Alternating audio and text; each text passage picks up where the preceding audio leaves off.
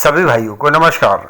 जो लोग sales tax या वैट मामलों से निपट रहे थे उनके लिए यह जानना अत्यंत आवश्यक है कि जीएसटी एक्ट के अंतर्गत एक्शनेबल क्लेम गुड्स की परिभाषा में आते हैं या सर्विस की परिभाषा में आते हैं, तथा उनके लिए यह भी जानना अत्यंत आवश्यक है कि लॉटरी टिकट्स जीएसटी एक्ट के अंतर्गत टैक्सेबल हैं या एग्जेम्प्टेड हैं।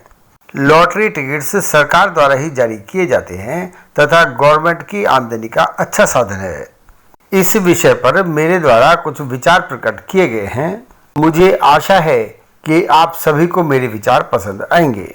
मेरा आप सभी से नम्र निवेदन है कि यदि मेरे विचारों में कोई गलती प्रकट हो या कोई आपका सुझाव हो तो उस सुझाव या गलती से मुझे 9012631620 या 9837652179 पर अवश्य अवगत कराएं तथा इस वीडियो को सब्सक्राइब करके बेल आइकॉन पर अवश्य क्लिक कर दें ताकि आपको नए नोटिफिकेशन मिलते रहें, तथा इस वीडियो को क्लिक करने के बाद अपने दोस्तों तथा साथी एडवोकेट्स आदि में शेयर भी कर दें ताकि मुझे और अधिक प्रोत्साहन मिलता रहे।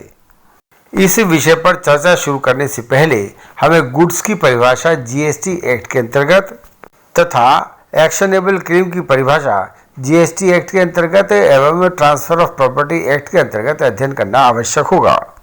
इसके साथ साथ सीजीएसटी एक्ट तथा आईजीएसटी एक्ट के अंतर्गत जारी नोटिफिकेशन के संबंध में भी अध्ययन करना आवश्यक होगा। अब हम उपरोक्त विषय पर चर्चा शुरू करेंगे। सीजीएसटी एक्ट के सेक्शन 2 के सबसेक्शन 52 के अंतर्गत शब्द गुड्स की परिभाषा का वर्णन किया गया है। शब्द गुड्स की परिभाषा में एक्शनेबल क्लेम को भी शामिल किया गया है। अब शब्द एक्शनेबल क्लेम को सीजीएसटी एक्ट के सेक्शन 2 के सबसेक्शन 1 के अंतर्गत परिभाषित करते हुए वर्णन किया गया है कि एक्शनेबल क्लेम का वही अर्थ होगा जैसा कि ट्रांसफर ऑफ प्रॉपर्टी एक्ट 1982 के सेक्शन 3 में वर्णन किया गया है। अब प्रश्न यह उठता है कि एक्शनेबल क्लेम की परिभाषा के अंतर्गत लॉटरी टिकट्स आएंगे या नहीं। उपरोक्त परिभाषाओं के प्लेन रीडिंग से स्पष्ट होता है कि लॉटरी टिकट एक्शनेबल क्लेम होते हैं तथा लॉटरी टिकट को गुड्स की परिभाषा के अंतर्गत कवर किया गया है। लेकिन सीजीएसटी एक्ट के शेड्यूल 3 के अनुसार एन एक्टिविटी और transaction of actionable claim other than lottery ticket betting gambling shall be treated neither as supply of goods nor as supply of service. अर्थात लॉटरी टिकट बैटिंग गैम्बलिंग को छोड़कर actionable claim को ना तो supply of goods समझा जाएगा और न ही सप्लाई ऑफ सर्विस समझा जाएगा। इसका अर्थ यह हुआ कि लॉटरी बैटिंग एंड गैम्बलिंग को एक्शनेबल क्लेम की परिभाषा में शामिल नहीं किया गया है। इस प्रकार लॉटरी टिकट एक्शनेबल क्लेम की परिभाषा में शामिल हैं तथा सीजीएसटी एक्ट के अंतर्गत गुड्स की परिभाषा में शामिल हैं। लॉटरी टिकट की खरीद बिक्री को सीजीएसटी एक्ट तथा आईजीएसटी एक्ट के अंतर्गत टैक्सेबल माना गया है। लगभग सभी लॉटरी टिकट स्टेट गवर्नमेंट या यूनियन टेरिटरी या लोकल अथॉरिटी द्वारा जारी किए जाते हैं तथा इन लॉटरी टिकटों को लॉटरी डिस्ट्रीब्यूटर्स या लॉटरी एजेंट्स के द्वारा ही खरीदे जाते हैं। वैल्यू ऑफ सप्लाई पर लगाया जाता है। अतः यह जानना आवश्यक है कि लॉटरी टिकट्स की वैल्यू का कैसे निर्धारित करेंगे। जीएसटी एक्ट लागू करने के समय पर लॉटरी टिकट्स की वैल्यू निर्धारित करने की प्रक्रिया यह थी कि फेस वैल्यू ऑफ टिकट्स या price notified by organising state, इनमें से जो भी अधिक हो वह लॉटरी टिकट की वैल्यू होगी। नोटिफिकेशन नंबर 3/2018 दिनांक 23 जनवरी 2018 द्वारा जीएसटी रूल्स में संशोधन करके एक नया रूल 31A जोड़ा गया तथा लॉटरी टिकट्स की वैल्यू निर्धारित करने की प्रक्रिया निम्न प्रकार निश्चित की गई। अधिकतर लॉटरी टिकट्स को या तो राज्य सरकारों द्वारा ऑर्गेनाइज किया जाता है या राज्य सरकारों द्वारा ऑथराइज होता है। इनके मूल्य निर्धारण करने की प्रक्रिया निम्न प्रकार से है। 1. जो लॉटरी टिकट्स राज्य सरकार द्वारा संचालित की जाती है उनके सप्लाई मूल्य को टिकट के मूल्य के 100/112 या ऑर्गेनाइजिंग स्टेट के ऑफिशियल गजट में नोटिफाइड मूल्य इनमें से जो भी अधिक हो। नंबर 2, जो लॉटरी टिकट्स राज्य सरकार द्वारा ऑथराइज की जाती है उनके सप्लाई मूल्य को टिकट पर अंकित मूल्य के 100/112 या ऑर्गेनाइजिंग स्टेट के ऑफिशियल गजट में नोटिफाइड मूल्य जो भी अधिक हो। यहाँ यह भी उल्लेख करना आवश्यक है कि नोटिफिकेशन नंबर 11/2017 सीटी एंड नोटिफिकेशन नंबर 8/2017 आईटी दिनांक 1/7/2017 से प्रभावी का पैरा नंबर 3 में उपरोक्त प्रकार से ही लॉटरी टिकट्स की वैल्यू निर्धारित करने की प्रक्रिया बताई गई है। इसका अर्थ यह हुआ कि उपरोक्त दोनों नोटिफिकेशन द्वारा लॉटरी टिकट की वैल्यू निर्धारित करने की प्रक्रिया दिनांक 1 जुलाई 2017 से प्रभावी कर दी गई है, जबकि रूल 31A दिनांक 23 जनवरी 2018 को जोड़ा गया है। केंद्र सरकार द्वारा notification number 8/2020 central tax dated 2 मार्च 2020 जारी किया गया तथा CST रूल्स में संशोधन करके सब रूल 2 के स्थान पर एक नया सब रूल 2 जोड़ा गया। इस नोटिफिकेशन के अनुसार ये प्रावधान दिनांक 2/3/2020 से प्रभावी होंगे। इस नए संशोधन के अनुसार जो लॉटरी टिकट्स राज्य सरकार द्वारा संचालित की जाती है उनकी सप्लाई के मूल्य को टिकट पे अंकित मूल्य के 100/128 अर्थात ऑर्गेनाइजिंग स्टेट के ऑफिशियल गजट में नोटिफाइड मूल्य जो भी अधिक हो। अब इस सब्जेक्ट के अंतर्गत यह भी देखना आवश्यक है कि प्रिंसिपल ऑफ RCM लागू होगा या नहीं। CGST एक्ट की सेक्शन 9 के सबसेक्शन 3 तथा IGST एक्ट के सेक्शन 5 के सबसेक्शन 3 द्वारा सरकार को यह अधिकार प्रदान किया गया है कि वह GST काउंसिल की सिफारिश पर नोटिफिकेशन जारी करके ऐसी गुड्स या सर्विस या दोनों को नोटिफाई कर सके जिसकी सप्लाई पर रिसिपेंट द्वारा रिवर्स चार्ज के आधार पर टैक्स दिया जाएगा।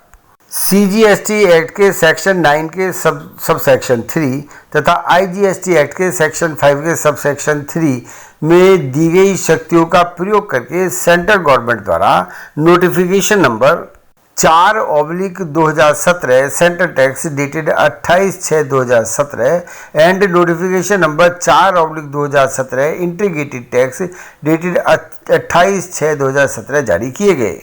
इन नोटिफिकेशंस के पैरा 3 के अनुसार यदि लॉटरी टिकट्स की supplier state government, union territory या लोकल अथॉरिटी है तथा उसका रिसिपेंट कोई लॉटरी डिस्ट्रीब्यूटर या सेलिंग एजेंट है, तब रिसिपेंट द्वारा CGST act plus SGST act तथा इंटर स्टेट ट्रांजैक्शन पर IGST का भुगतान किया जाएगा।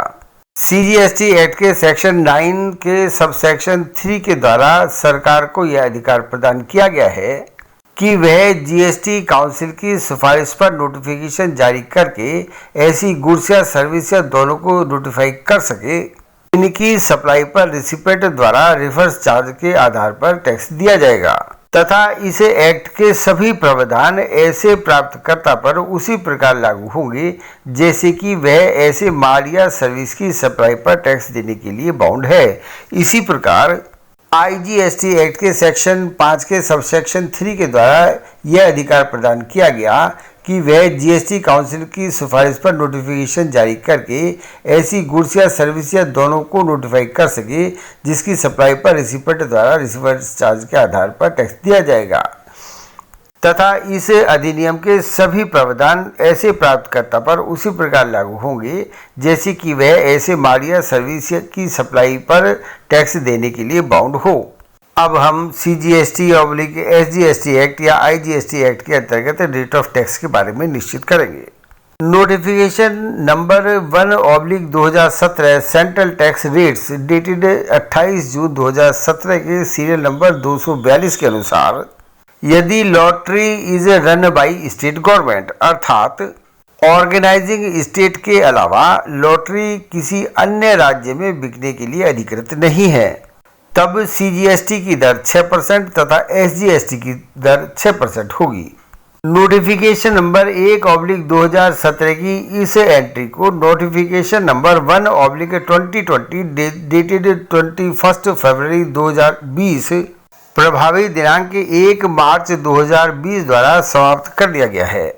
Notification number 1/2017 central tax rates dated 28 जून 2017 के सीरियल नंबर 228 के अनुसार यदि lottery is authorised by state government अर्थात ऑर्गेनाइजिंग स्टेट के अलावा लॉटरी अन्य राज्यों में बिकने के लिए अधिकृत है, तब CGST की दर 14% तथा SGST की दर 14% होगी। इस नोटिफिकेशन नंबर 1/2017 में संशोधन करके नोटिफिकेशन नंबर 41/2017 द्वारा शब्द एनी चैप्टर जोड़ा गया, जिसे दिनांक 13/11/2017 से प्रभावी किया गया। इस नोटिफिकेशन को 15/11/2017 से प्रभावी किया गया है। सीरियल नंबर 228 में नोटिफिकेशन नंबर 1/2020 द्वारा पुनः अमेंडमेंट किया गया तथा दिनांक 1 मार्च 2020 से शब्द लॉटरी जोड़ा गया और CGST की दर 14% तथा SGST की दर 14% की गई। स्टेट गवर्नमेंट, यूनियन टेरिटरी या लोकल अथॉरिटी के अलावा किसी अन्य व्यक्ति द्वारा लॉटरी की इस शर्त पर सप्लाई कि उस पर CGST, SGST या UTGST का भुगतान हो चुका है एग्जेम्प्टेड रहेगी। इसी प्रकार IGST में भी संशोधन किया गया है, कृपया उसका भी इस वीडियो में अध्ययन करने की कृपा करें, अन्यथा वीडियो बहुत लंबा हो जाएगा। मेरा आप सभी लोगों से यह नम्र निवेदन है कि कृपया सर्कुलर नंबर 6/2017 डेटेड 27/8/2017 का अवलोकन करने की कृपा करें। इस दिए गए विषय पर यह सर्कुलर नंबर 6 डेटेड 27/8/2017 काफ़ी महत्वपूर्ण है। आप सभी का ध्यान अथॉरिटी ऑफ एडवांस रूलिंग द्वारा कुछ निर्णयों की ओर आकर्षित करना भी अत्यंत आवश्यक है। इस संबंध में इकोल gambling solution GST authority of advance ruling Maharashtra का वाद महत्वपूर्ण है। इस वाद में 10/9/2018 को निर्णय दिया गया। इस वाद के तथ्य, वाद में उठाए गए बिंदु तथा उनके उत्तर निम्न प्रकार से हैं। एप्लीकांट लॉटरी टिकट का रिसिपेंट है तथा वह महाराष्ट्र में स्थित है। लॉटरी का supplier state government of Mizoram है। IGST एक्ट की सेक्शन 7 के सबसेक्शन 1 के अनुसार यह सब व्यवहार एक इंटर स्टेट ट्रांजैक्शन है। प्रथम प्रश्न यह किया गया कि क्या एप्लीकेंट पर IGST एक्ट के सेक्शन 5 के सबसेक्शन 3 के अनुसार IGST एक्ट देने का दायित्व है। इसका उत्तर हाँ में दिया गया। एप्लीकेंट पर IGST एक्ट के सेक्शन 5 के सबसेक्शन 3 के अनुसार IGST देने का दायित्व है। दूसरा प्रश्न यह किया गया कि क्या एप्लीकेंट द्वारा रिसीव की गई सप्लाई पर notification number 4/2017 integrated tax rates के सीरियल नंबर 5 लागू होता है। इस प्रश्न का भी उत्तर हाँ में दिया गया। एप्लीकेंट द्वारा रिसीव की गई सप्लाई पर notification number 4/2017 integrated tax rates के सीरियल नंबर 5 लागू होता है। अंत में मेरा आपसे निवेदन है कि यदि आप द्वारा अभी तक मेरे इस चैनल को सब्सक्राइब नहीं किया गया है तो मेरा आपसे अनुरोध है कि मेरे इस चैनल को सब्सक्राइब करने के बाद अपने जानकारों में शेयर भी कर दें ताकि मुझे और अधिक प्रोत्साहन मिलता रहे।